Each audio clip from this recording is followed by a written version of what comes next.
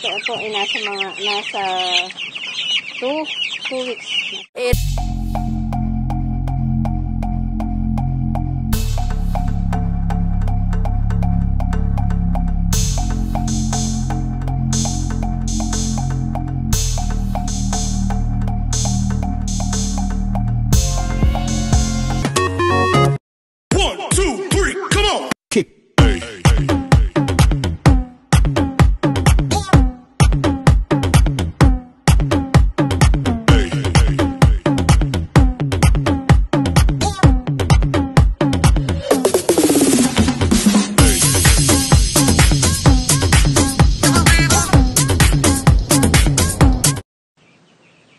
Hello po ulit.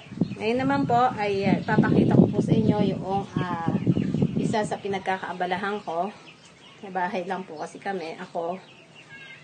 So aside from pag-aalaga po ng mga doggies, ito naman po yung aking trabaho sa araw-araw. Kaya po, tingnan po natin yung mga chicken. So ito po ang aking mga manok na 45 days cubs. Ito ay nasa 2 weeks. Nasa 2 weeks mahigit na po sila. Yan po, 50 plus po ito, isang set. Yan po ang aming aking pinagkakaabalahanan. Kaya po, kung mapapansin niyo po sa akin pong mga vlog madalas, marami po akong manok na ipinapakain sa aking mga dogs. Dahil nga po, pagka po nakapagpa-order ako, nag-dress kami, nag-deliver, nagtitira po ako ng para pangkain namin, pang ulam. At the same time, pati mga dogs ko, happy tummy. Happy sila. Dahil sa chicken. Hindi naman po madalas ang chicken namin. Pero, minsan po, yun nga po, pag nagkatay, libre na po kami sa pagkain. Pakita ko pa rin po sa inyo yung isa pang set, yung malalaki naman. So, heto po yung isang set pa. Ito po, ready to dress na to. Ready to order na to. Pa-order na sila.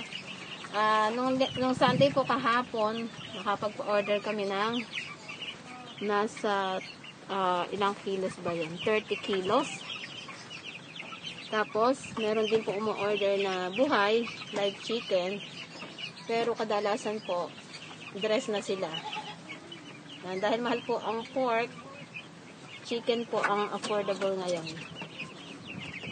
Naglalaro po sila sa 200 per kilo.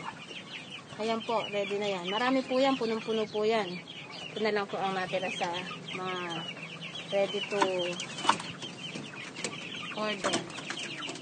Ito po is nasa 45 days na mahigit. Kaya po ganyan na po sila kalalaki. Yan po.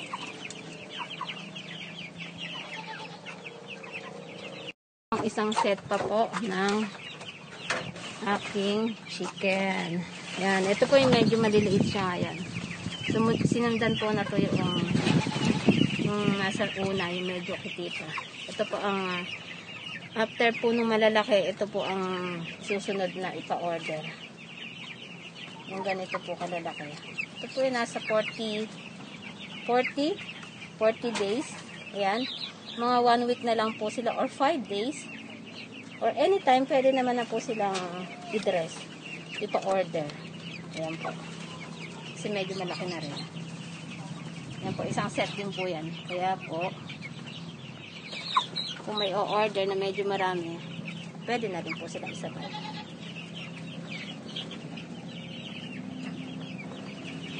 Yan po ang pagkain nila. Uy!